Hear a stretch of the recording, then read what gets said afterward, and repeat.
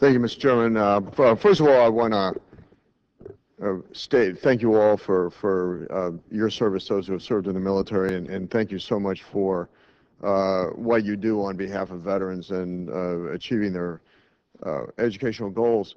But first of all, I think that the fundamental mistake made by the Congress, and I was an Army veteran, went to the University of Colorado under under the Vietnam era GI Bill, which gave veterans an amount of money in order to pay for room and board and tuition based on pretty much the average cost of going to a public university in the country. And then we made decisions. We were the ones, we were empowered to make decisions based on cost and quality. And so I think when, after the Congress tried to save money in post-Vietnam by going to this VEET program that I don't think was very effective, that was a matching program, and then we have the post-9/11 GI Bill that I think was pretty much written by institutions, educational institutions for educational institutions, whereby it was bifurcated from living expenses to tuition, and with tuition is uncapped, and so I think you get these spiraling inflation of tuition, and where there is no shopping around, where the veteran is in the marketplace. And I think, I think that was a big mistake. And I think we ought to look back at going back to that Vietnam era plan, where we give an amount of money to a veteran and let the veteran shop for what program, and if they want to go to a private school, they pay the difference, as we did. And so my decision then was to go to the University of Colorado, where my costs were covered. And then secondly, I'm very concerned in our discussion today about proprietary schools. And granted, there are abuses. And this administration has a gainful employment rule on proprietary schools, and I think there are certainly bad ones, as there are bad programs in public institutions that don't lead to jobs. And so my father retired as a Master Sergeant from the United States Army. He had no more than a GED. Started out at a community college where he wanted to learn heating and air conditioning repair, but he was forced to take electives. He dropped out of that community college, went to a proprietary trade school under the GI Bill, learned the specific trade that he wanted, heating and air conditioning, and eventually had a successful small business that did that.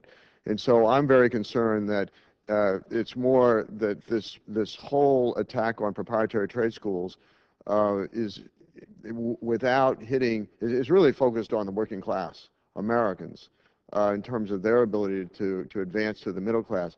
My father could have gone to where I went to school and studied anything that didn't lead to a job, taking a major that wouldn't have led to a job, and that would have been okay.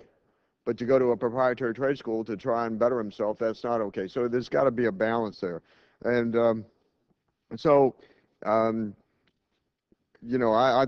problem I have in asking a question is I'm so opposed to the existing system we have, because I think it doesn't serve veterans, it doesn't serve taxpayers, and we need to abandon it and go back to a Vietnam era plan. But I guess let me ask you, what you all do what you're all evaluating in terms of these folks that go out and evaluate programs that are available under the GI Bill. Do these same personnel look at apprenticeship and on-the-job training for veterans? Do they help in that process? And what can we do to make more opportunities available to veterans who come back and want jobs? Oh, well, thank you, Mr. Coffman, and again, thank you for your service as a fellow veteran. Yeah. Always good to have fellow veterans in Congress. But again, to your question about evaluating quality of OJT and apprenticeship programs, this is one of the other primary functions of the state approving agencies, and one of the reasons that we each, I believe, outlined in our testimony that we feel they play a critical role. These are underutilized programs, and we want, for veterans who don't want to pursue traditional higher ed, they're certainly a viable career path, and it's something that we fully support. Mr. Chairman, may I have an extension of my time to be able to, so they can answer the Give question? you another 30 seconds. Thank you, Mr. Chairman. Anybody else have anything? If I can just add to that, I do like the point that you made originally about being able to shop around with your benefit.